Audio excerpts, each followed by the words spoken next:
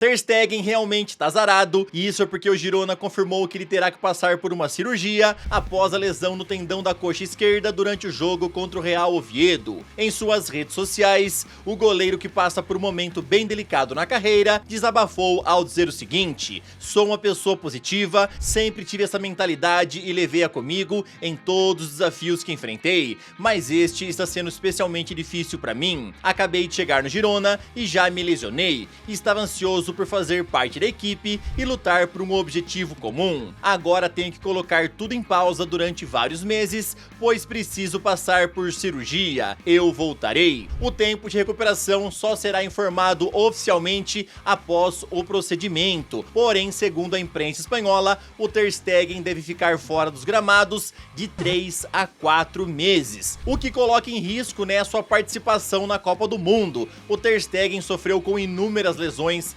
nesses últimos anos, perdeu seu espaço no Barcelona e foi pro Girona buscando uma oportunidade, mais minutos para poder chegar bem para a Copa, e ele mal chegou lá e já teve essa grave lesão. Eu desejo uma boa recuperação para ele, mas sinceramente não sei se o Ter Stegen vai conseguir estar na Copa do Mundo. Eu sou o Todd, seja muito bem-vindo para mais um vídeo aqui no canal, onde eu vou te contar muita coisa interessante. Bora ver o que aconteceu ontem nos jogos pela segunda rodada do Brasileirão, bora conversar também sobre Flamengo, que ainda segue à procura de um atacante. Endrick tá detonando no Lyon e marcou um golaço ontem. Vou te dar novidades em relação a Cristiano Ronaldo e toda a revolta dele com o fundo soberano lá da Arábia Saudita, e vou te contar muito mais coisa interessante. Então já sabe, Sem mais enrolações, solta a intro!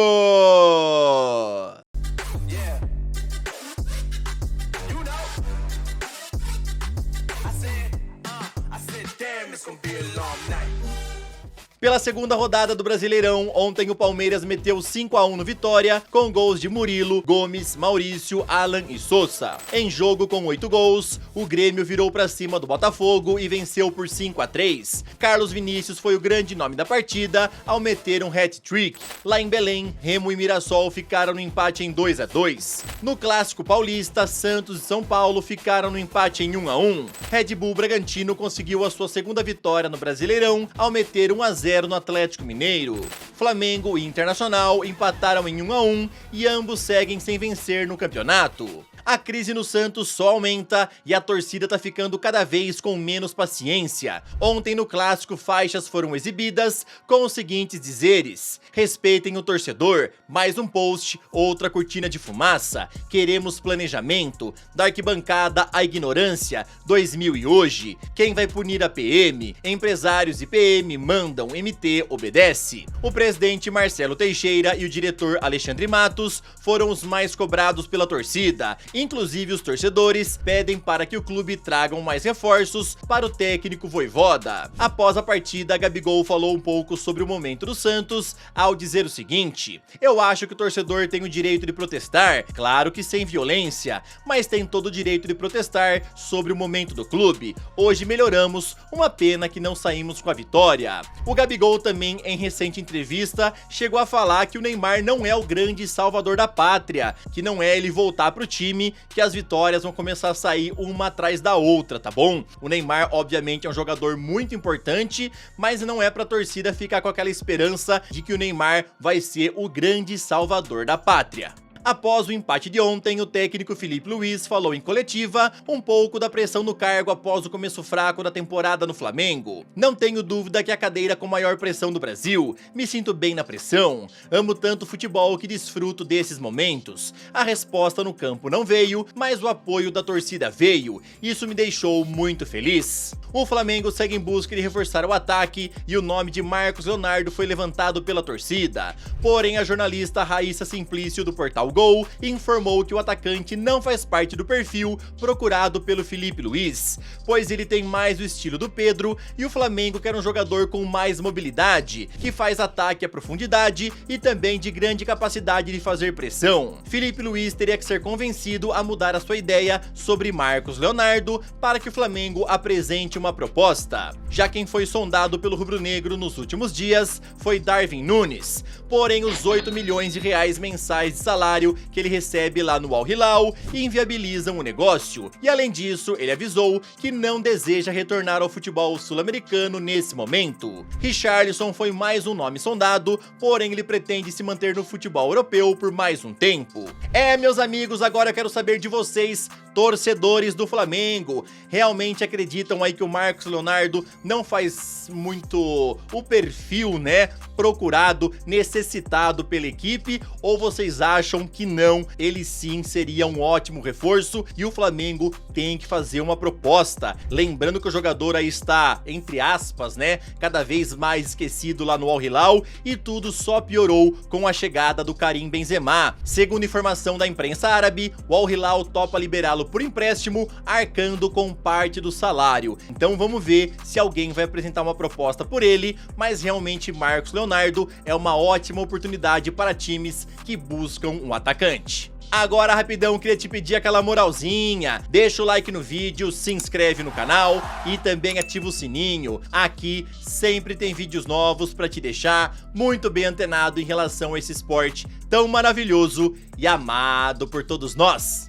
Se você tá aqui é porque você ama futebol e eu quero te contar aonde é que eu faço as minhas apostas esportivas antes mesmo da partida começar. E é lá na Blaze, plataforma somente para maiores de 18 anos e aonde você sempre tem que jogar com muita responsabilidade. Eu tô de olho nesse jogão que teremos pela Premier League entre Manchester United e Tottenham. O United está muito embalado, o Michael Carrick vem fazendo um belo trabalho e por isso que eu vou criar aqui a aposta com chance dupla para os Diabos Vermelhos e também para sair menos de 3,5 gols. Pronto, a minha aposta está feita. Quero te lembrar que lá na Blaze tem odds ao vivo o tempo inteiro e a navegação é bem fácil e prática. Lá tem vários campeonatos, tem Brasileirão, tem Champions League, tem Libertadores, tem Premier League, tem Bundesliga e vários outros, além de também outros esportes. Clica no link do primeiro comentário fixado e vai lá conhecer a Blaze para você poder fazer as suas apostas nos seus jogos favoritos.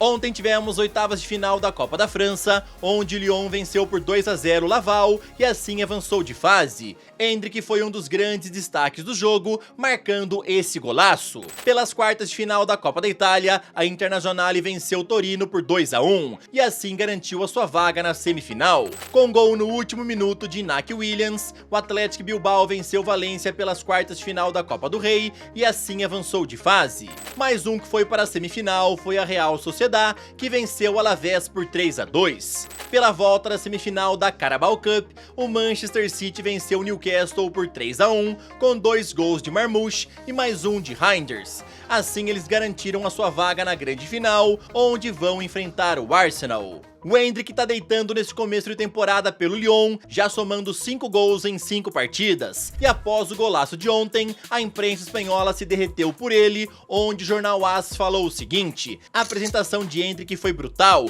um chute espetacular, imparável, um gol lindamente construído, que confirma que foi para a França com esse propósito, decidir partidas e aproximar o time de Fonseca dos títulos. Já o Diário Marca escreveu o seguinte: o Lyon está voando alto e Endrick está no comando. Os comandados de Paulo Fonseca acumularam 11 vitórias consecutivas em todas as competições. Real Madrid está feliz demais com o jogador no Lyon e conta com ele para a próxima temporada assim que ele voltar do empréstimo. Porém, se o clube não lhe garantir minutos, Endrick deve pedir para sair em definitivo. Pelo menos é o que informou a ESPN. Meus amigos, o Endrick tá jogando demais. Que golaço que ele marcou ontem e mais uma vez eu volto a falar, esse moleque tem que estar na seleção brasileira, ele tem que aparecer na convocatória do Carlo Ancelotti nessa data FIFA de março e também tem que ir para a Copa do Mundo, tá bom? Em relação ao retorno dele, né, pro Real Madrid no meio do ano, você acha que ele vai ser melhor aproveitado ou a concorrência lá no ataque dos merengues é muito alta e é melhor ele ir embora em definitivo para algum outro clube? Lembrando que o Lyon tem interesse em estender o empréstimo, né, por mais uma temporada, e fora isso, vários outros times da Europa já estão acompanhando a sua situação, podendo fazer uma proposta bem no meio do ano. Cristiano Ronaldo voltou a treinar com o Al Nassr, porém não deve estar no campo na partida de amanhã contra o Al Ittihad, já que ele continua seu protesto contra o fundo soberano. Segundo o jornal Record, ele não se desanimou em relação ao protesto e agora se sente mais forte ainda após a Liga Saudita autorizar o Al Ittihad a contratar En-Nesyri, mesmo com a janela de transferências fechada. É exatamente esse tipo de preferência que irrita bastante ao atacante português. O robozão exige que o fundo soberano divida melhor o dinheiro para os clubes que gerenciam, e assim não gere tanta desigualdade em reforços. Caso as suas exigências não sejam aceitas, ele vai pedir para ir embora em julho, que é quando a sua multa rescisória cai para 50 milhões de euros, e toda essa informação foi confirmada pela ESPN. Meus amigos, o Cristiano Ronaldo está fazendo as suas exigências. Ele reclama aí que o Al Nassr teve várias transferências bloqueadas pelo fundo soberano e os outros times aí que são gerenciados também pelo mesmo fundo, né, não tem transferências bloqueadas e contratam um monte de jogador. Então ele está reclamando bastante dessa desigualdade. E aqui fica a pergunta que eu quero fazer para vocês.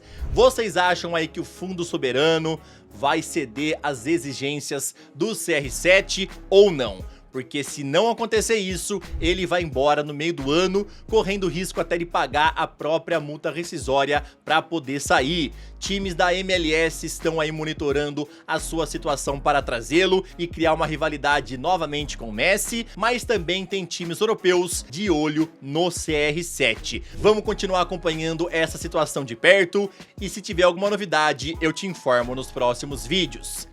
Esse foi o vídeo desta quinta-feira, espero que vocês tenham gostado, tamo junto, valeu e falou!